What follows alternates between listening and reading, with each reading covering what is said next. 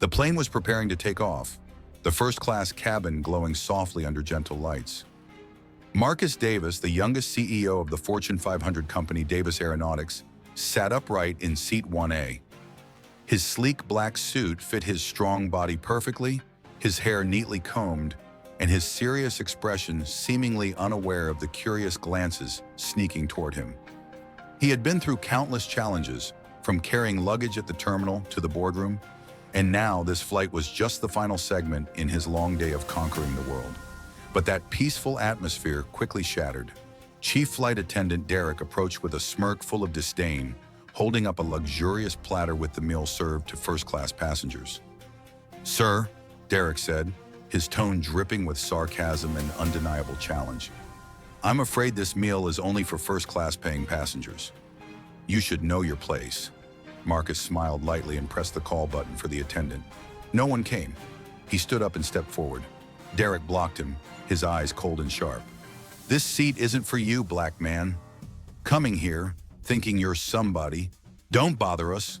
The words struck Marcus like a slap in the face. The first-class cabin instantly fell silent. All eyes turned to him as if he were a stranger who didn't belong there. Marcus choked back the shock. His heart raced, but he showed no reaction. "Derek, I am Marcus Davis, CEO of Davis Aeronautics," he said calmly but with authority.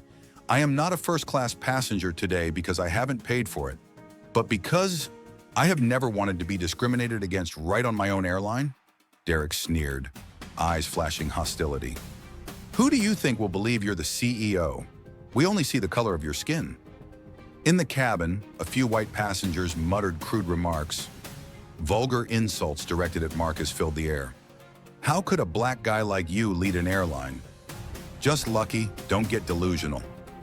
Marcus felt every ounce of hatred, every cold glance like a knife cutting into the pride he had painstakingly built over the years.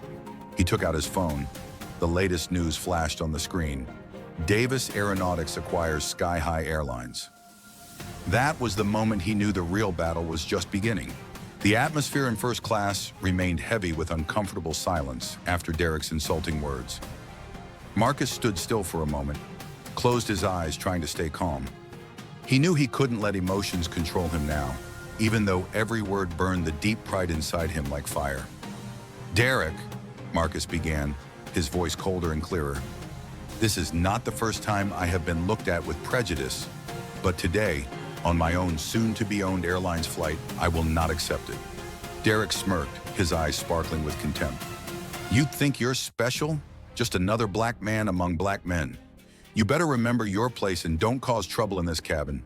Some passengers nearby laughed mockingly, while others looked at Marcus with a mix of suspicion and curiosity. Marcus did not reply immediately. He looked around the cabin and saw his assistant, a young white man sitting in economy class, mouth agape in shock at the scene. A deep rage rose inside him, but he remained composed like a leader who had weathered many storms. "Do you know," he said challengingly, "I have been denied service like this, not only here, but elsewhere. Even though I have worked twice, 3 times harder than others to get to this position. Every time I am looked at like this, I am not just personally hurt, but deprived of my human rights." Derek frowned, no longer laughing. "We're just following policy. If you're not satisfied, take it up with management." "How ironic," Marcus replied, "because I am management, and you're refusing service to the CEO of this very airline." His words echoed in the cabin. The tension thickened. Some other attendants avoided Marcus's gaze, while others whispered among themselves. Marcus felt harsh isolation. This was not only racial discrimination, but also the invisibilization of his power and achievements. He glanced again at the luxurious plate in Derek's hand. That meal, with its top-tier flavor, symbolized the nobility he was being denied. Suddenly, he made a decision. Marcus pressed the intercom button. "Attention! I am Marcus Davis, CEO of Davis Aeronautics. I have officially taken over this airline. Any acts of discrimination will be dealt with severely."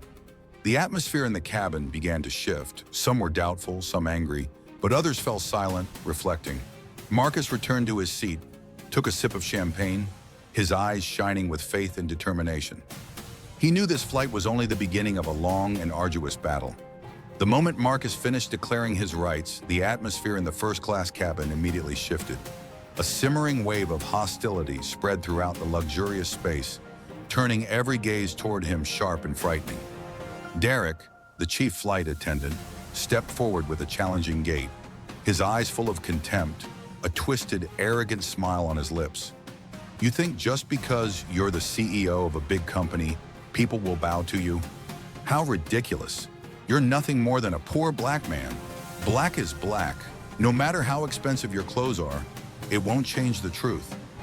The words cut straight into Marcus's pride like a sharp blade. Although he tried to remain calm, his eyes flickered with an uncontrollable fire of anger. Snide laughter echoed throughout the cabin, mixed with sighs and whispered conversations.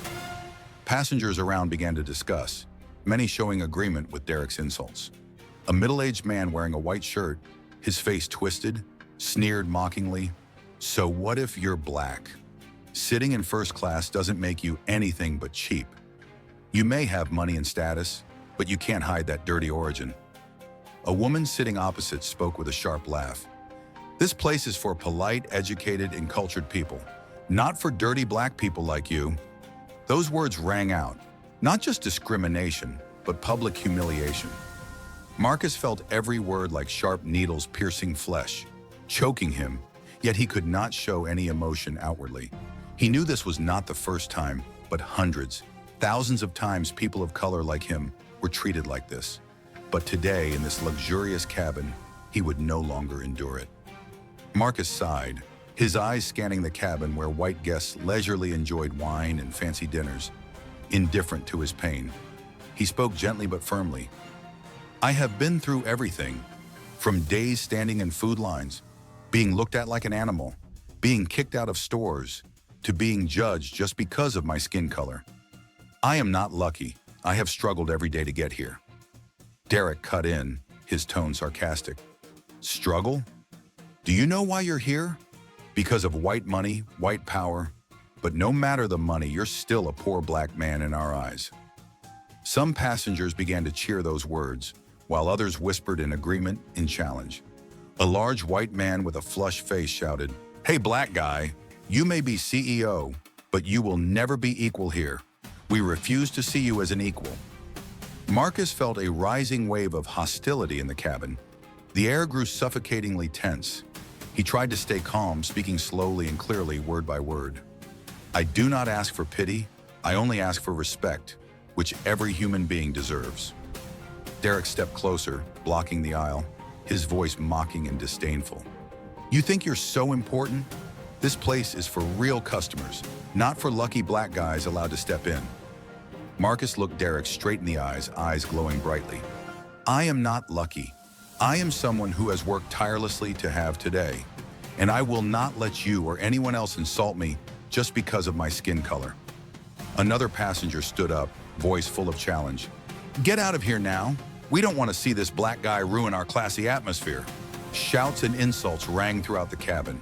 Some passengers stood, turned their backs on Marcus, as if to drive him out.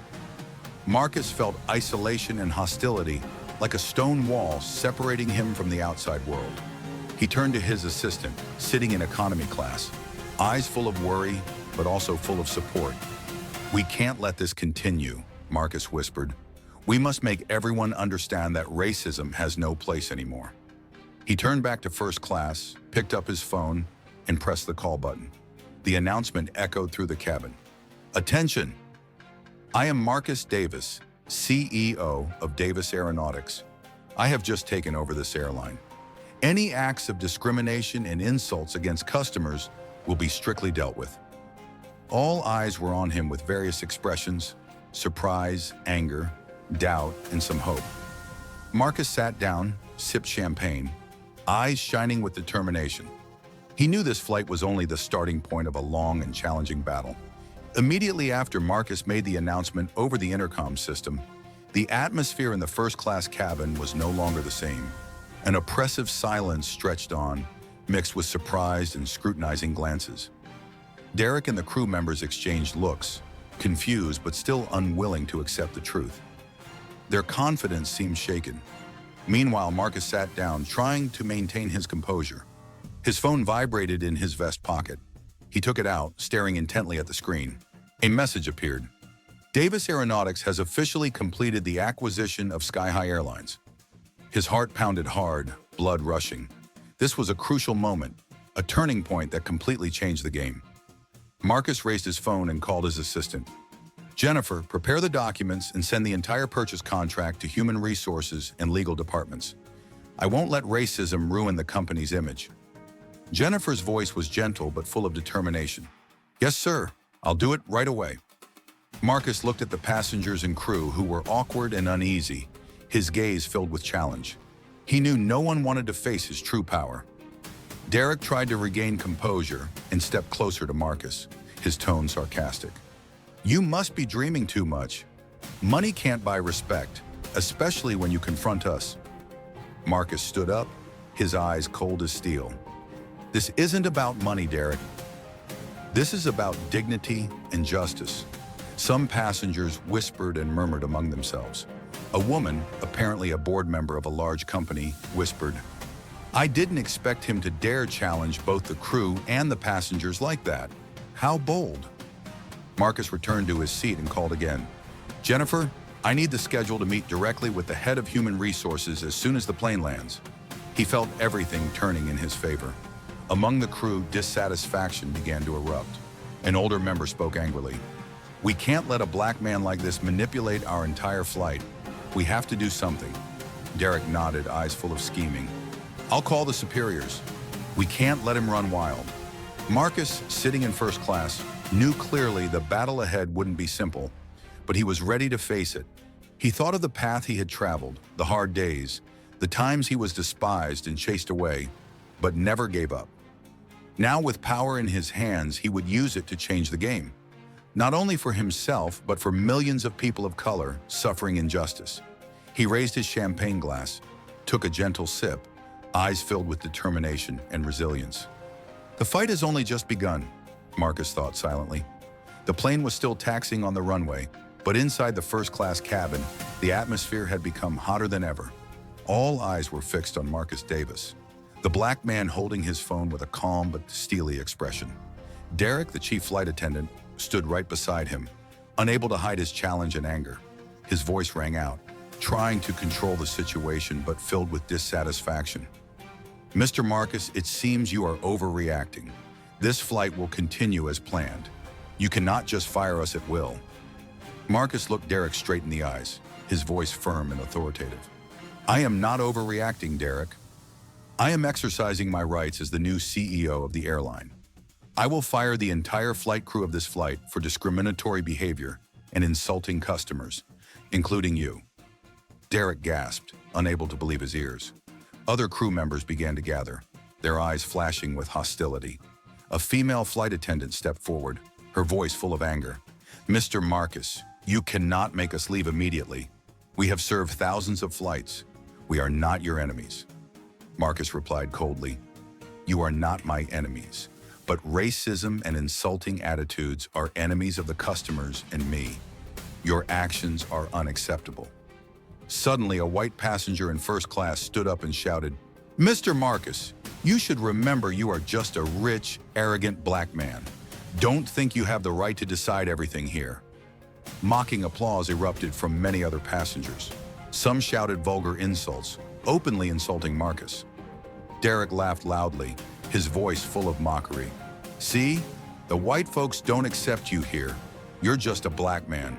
Don't think your money can change that.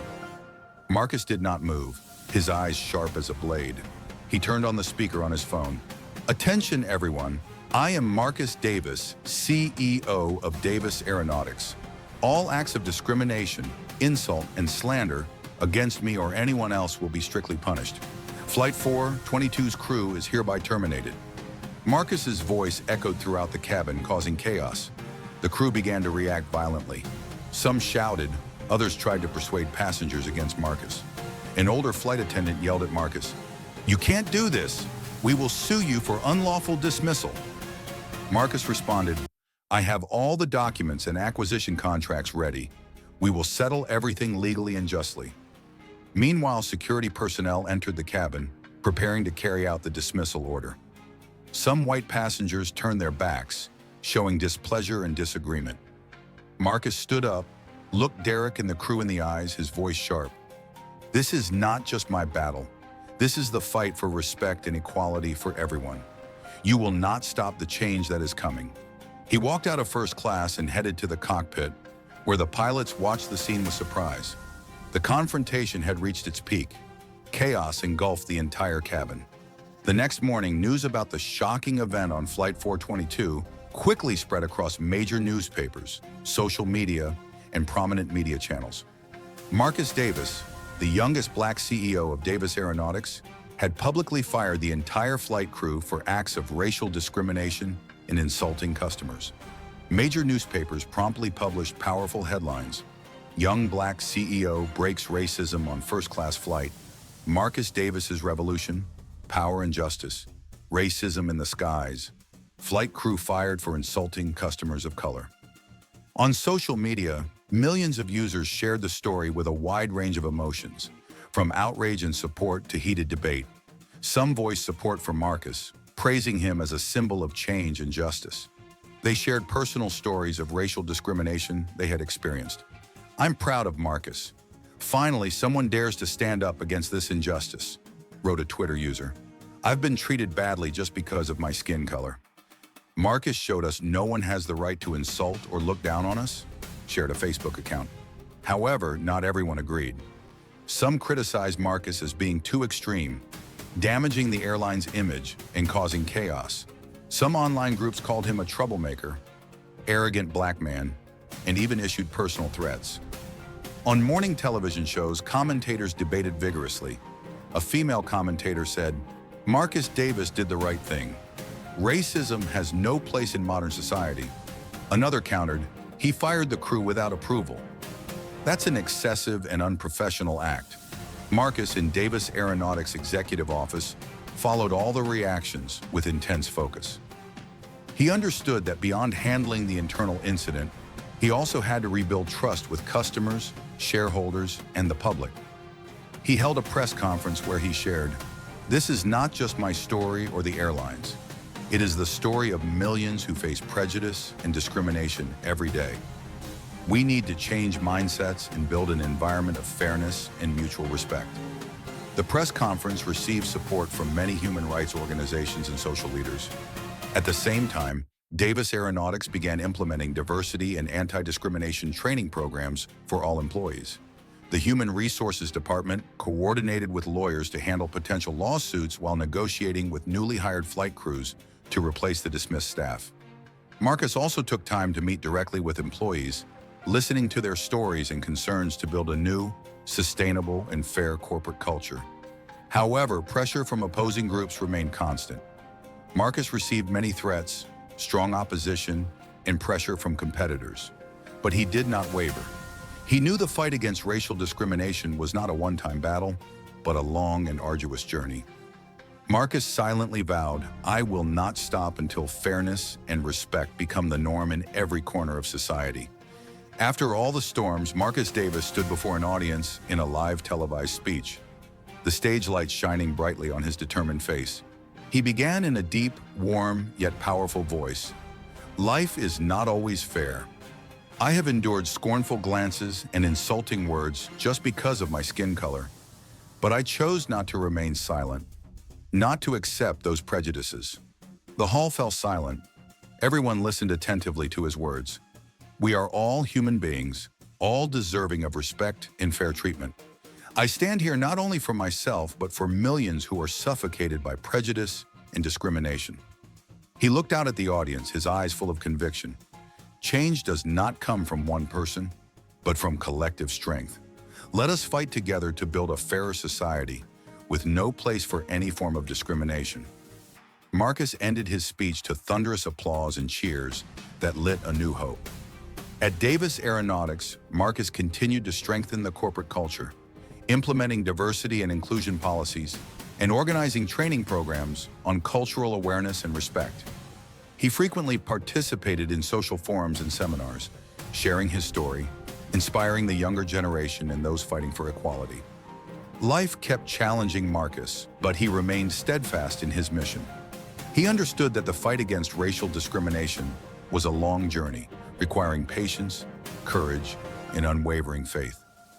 Nothing is more precious than justice and respect for humanity, Marcus confided in an interview. Let us stand up, not just for ourselves, but for those without a voice, for a world where everyone is treated like human beings. Marcus Davis's story is not only that of a black man becoming a successful CEO, but a symbol of the power of will, resilience, and relentless struggle for a better society.